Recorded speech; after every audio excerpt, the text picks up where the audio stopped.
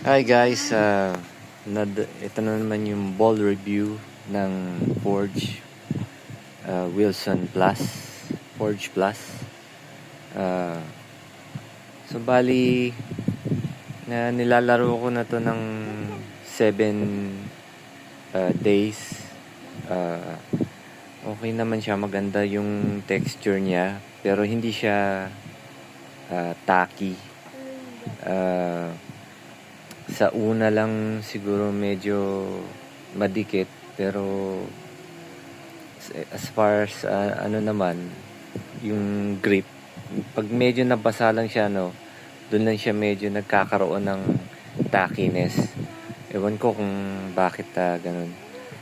Pero kaysa sa DRV na series, mas maganda to kasi nag-hold talaga yung paint niya dito sa mga panels at yung talagang main skin niya. Dito lang sa logo medyo nagfi-fade na kagad, pero overall okay naman, maganda naman yung, hindi naman siya ganun kalala na nagbabakbak. Okay din yung bounce, saka nagre-retain din ng air. Hindi ganong na-flat. Ang ano lang siya, medyo pricey kaysa sa DRB. Pero kung gusto niyo talaga ng quality na bola, minsan na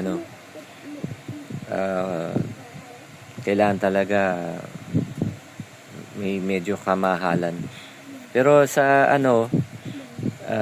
para siyang, sa feel ko sa pag-shooting, para siyang sa Lefite na bola, yung may black and yellow ko. Yun okay din yun, maganda din yung quality nun. Pero yun cheap din, affordable pa talaga at original. So ito, tinesting ko lang din na ano man lang ng original na bola. Mahal na bola kahit pa paano. So yun guys, okay itong kung naghahanap kayo ng tackiness, yun lang yung problema. Saka nga pala, yung pag pag nadikitan masyado ng dust, hindi siya ganong nakakatanggal ng dust. So wiping, kailangan talagang i-wipe constantly. Hindi pwedeng katulad nung Lefite at na hindi mo papagpagan. So guys, ito okay naman, may sale sa Shopee. Check nyo na lang yung link doon. Until next time guys, peace out.